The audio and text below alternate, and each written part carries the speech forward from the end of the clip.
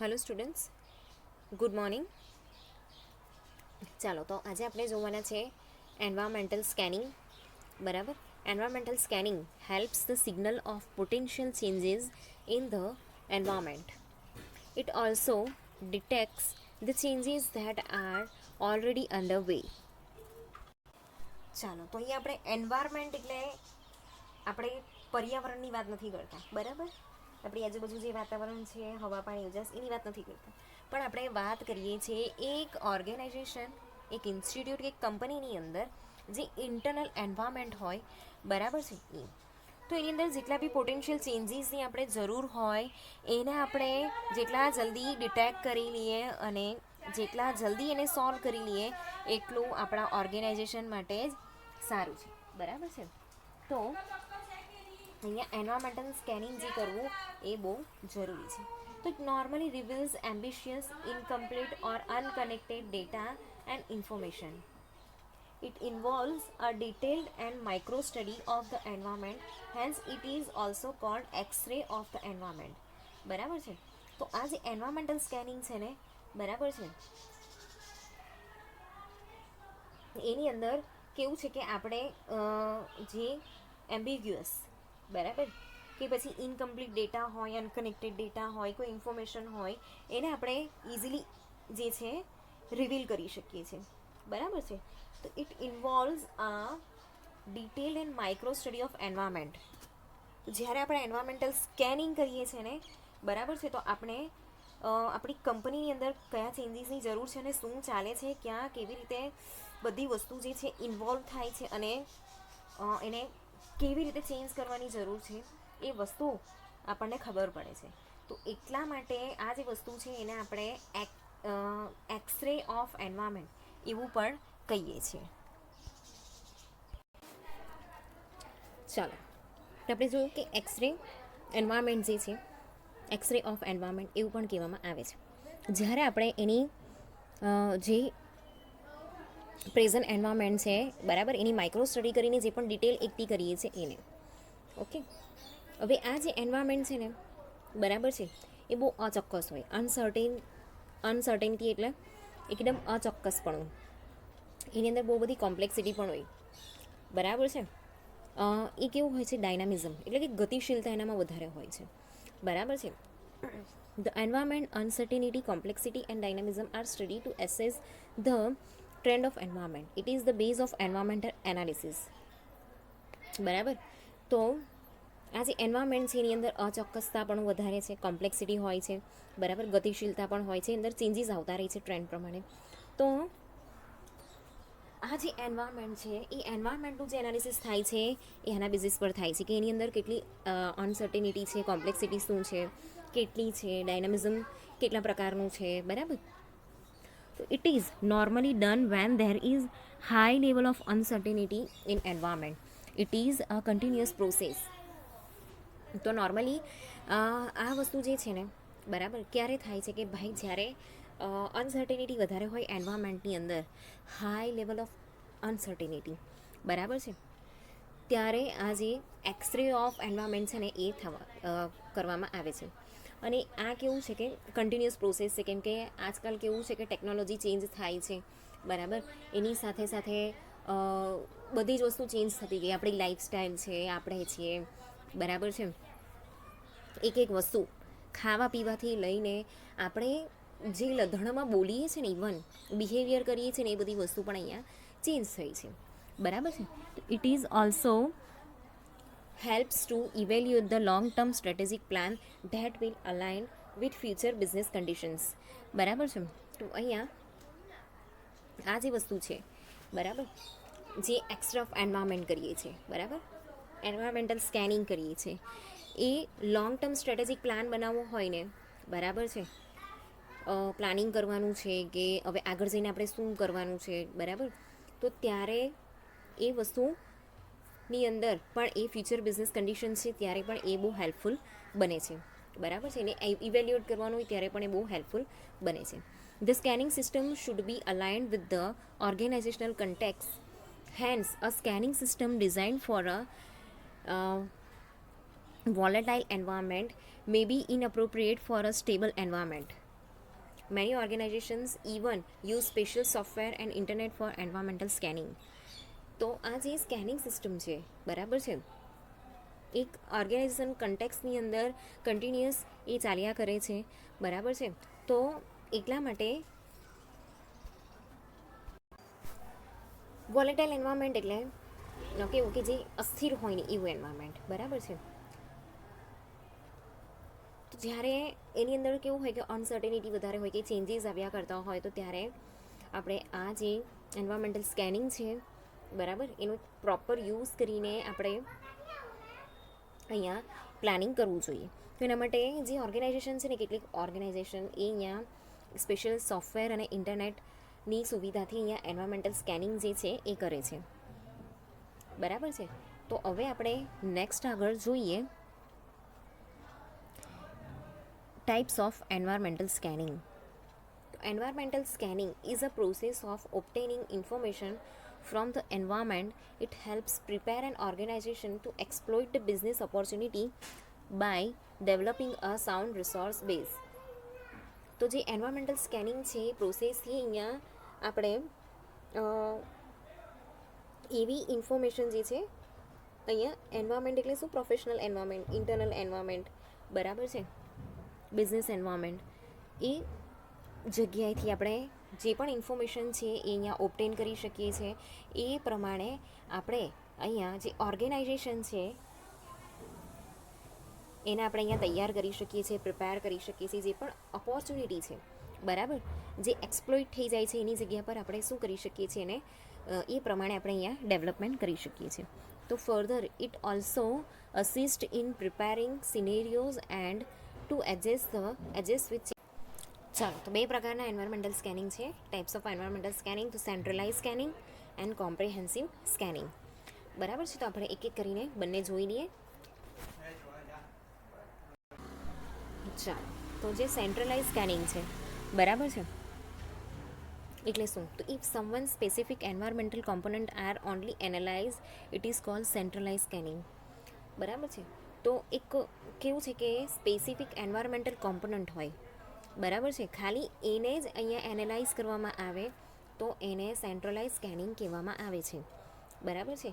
એન્વાયરમેન્ટનું એક specific component હોય, બરાબર છે, એને અહીંયા આપણે શું કરીએ છીએ કે સ્કેન કરીએ છીએ, બરાબર છે.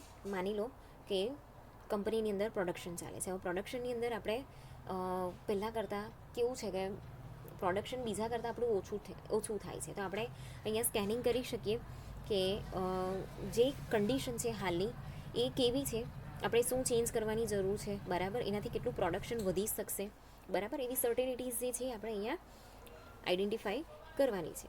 ઓકે, તો એને આપણે કહીશું સેન્ટ્રલાઇઝ સ્કેનિંગ. તો under these the important component which are likely to exert considerable impact to the business are only analyze, બરાબર. તો અહીંયા કેવું હોય સેન્ટ્રલાઇઝ સ્કેનિંગની અંદર કેટલાક જે ઇમ્પોર્ટન્ટ કોમ્પોનન્ટ્સ હોય ને, બરાબર છે, જેની અંદર જ ખાલી આપણે ચેન્જીસ કરવાનું હોય કે જેનો ઇમ્પેક્ટ બિઝનેસની ઉપર વધારે હોય એને જ અહીંયા જે છે એનાલાઇઝ કરવામાં આવે છે, બરાબર. બાકી બધી વસ્તુને અહીંયા ચેન્જ કરવાની જરૂર નહીં હોય તો એને સાઈડ પર મૂકવામાં આવે છે. For example, if economic condition are only studies, it is termed as centralize scanning, બરાબર. હવે અહીંયા ખાલી કેવું છે કે ઇકોનોમિક કન્ડિશનને આપણે ખાલી સ્ટડી કરવાનું છે, બરાબર. મેં તમને પ્રોડક્શનનું પણ એક્ઝામ્પલ આપ્યું. તો એવી રીતે ખાલી ઇકોનોમિક કન્ડિશન જે છે એને જ અહીંયા આપણે સ્કેન કરવાનું છે, બરાબર. એને જ આપણે અહીંયા સ્ટડી કરવાની જરૂર છે કે ચેન્જ કરવાની જરૂર છે કે ઇવેલ્યુએટ કરવાની જરૂર છે, બરાબર. તો આપણે એને કહીશું centralize scanning. Since specific components are only scanned, this is economical.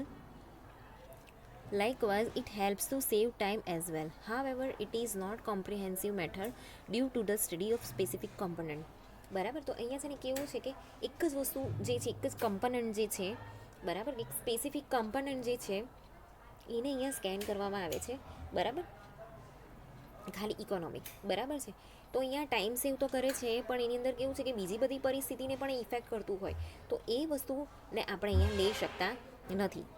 એની વસ્તુ જે છે એને આપણે એનાલાઇઝ કરી શકતા નથી, બરાબર. એના પછી છે comprehensive scanning. If all the components of environment are analyzed in a detail and micro way, it is called comprehensive environmental scanning. અહીંયા જેટલા બી કમ્પોનન્ટ્સ છે ને, બરાબર, કંપનીની અંદર જે પણ એન્વાયરમેન્ટ છે એની અંદર જેટલા બી કમ્પોનન્ટ્સ છે ને એને અહીંયા ડિટેલમાં એનાલાઇઝ કરવામાં આવે છે, માઇક્રો વેની અંદર અહીંયા એનાલાઇઝ કરવામાં આવે છે. નાનામાં નાની વસ્તુ જે છે, બરાબર, એને એનાલાઇઝ કરવામાં આવે છે. તો એને આપણે કહીશું કોમ્પ્રિહેન્સિવ એન્વાયરમેન્ટલ સ્કેનિંગ, બરાબર. ચાલો નેક્સ્ટ છે પ્રોસેસ ઓફ એન્વાયરમેન્ટલ સ્કેનિંગ. તો environmental scanning is a useful managerial tool for assessing the environmental trend. તો એક મેનેજરિયલ ટૂલ, બરાબર, મેનેજરિયલ રોલ જે છે એની અંદર આ એક ટૂલ છે કે જ્યારે આપણે એન્વાયરમેન્ટલ સ્કેનિંગ કરીએ તો આપણને ખબર પડે, બરાબર છે, કે આપણે કઈ વસ્તુ અહીંયા ચેન્જ કરવાની જરૂર છે, કઈ વસ્તુ સુધારો કરવાની જરૂર છે. તો એમાં પહેલું છે study the forces and nature of the environment. In the first step of environment scanning, the forces of the environment that have got significant bearing in the growth and development of the business should be identified. They may be political, economic, sociology, cultural, technical, legal, physical, environment and global component. તો અહીંયા first step જે છે environmental સ્કેનિંગનો એ છે the forces of the environment, બરાબર. તો જે significant bearing છે, બરાબર છે, એના પર અહીંયા જે છે ફોકસ કરવામાં આવે છે. તો અહીંયા ગ્રોથ, ડેવલપમેન્ટ હોઈ શકે, બરાબર છે. તો જે ગ્રોથ અને ડેવલપમેન્ટની ઉપર અસર કરતા હોય ને એવા જેટલા બી એલિમેન્ટ્સ છે એને અહીંયા આઈડેન્ટિફાઈ કરવામાં આવે છે, બરાબર. તો એવા એલિમેન્ટ કોઈ બી હોઈ શકે, પોલિટિકલ બી હોઈ શકે, ઇકોનોમિક બી હોઈ શકે, સોશિયો લોજિકલી કે કલ્ચરલ બી હોઈ શકે, ટેકનિકલ બી હોઈ શકે, લીગલ હોઈ શકે, ફિઝિકલ હોઈ શકે, બરાબર, કોઈ ગ્લોબલ કમ્પોનન્ટ બી હોઈ શકે. Okay, so after days the nature of the environment components is studied. The nature of environment may be simple or complex. હવે એના નેચરને અહીંયા જોવામાં આવે છે કે કોમ્પ્લેક્સ છે કે સિમ્પલ છે, બરાબર. અહીંયા મોટે ભાગે કેવું હોય છે કે કોમ્પ્લેક્સિટી આપણને વધારે જોવા મળે છે. ઓકે, પોલિટિકલની વસ્તુઓ હોય, ઇકોનોમિક વસ્તુઓ હોય, ટેકનોલોજીની વસ્તુઓ હોય, બરાબર છે. તો આપણને થોડીક કોમ્પ્લેક્સિટી જે છે એ ફેસ કરવાની વસ્તુ વધારે આવે છે. ચલો એના પછી છે કે it may also be stable or volatile.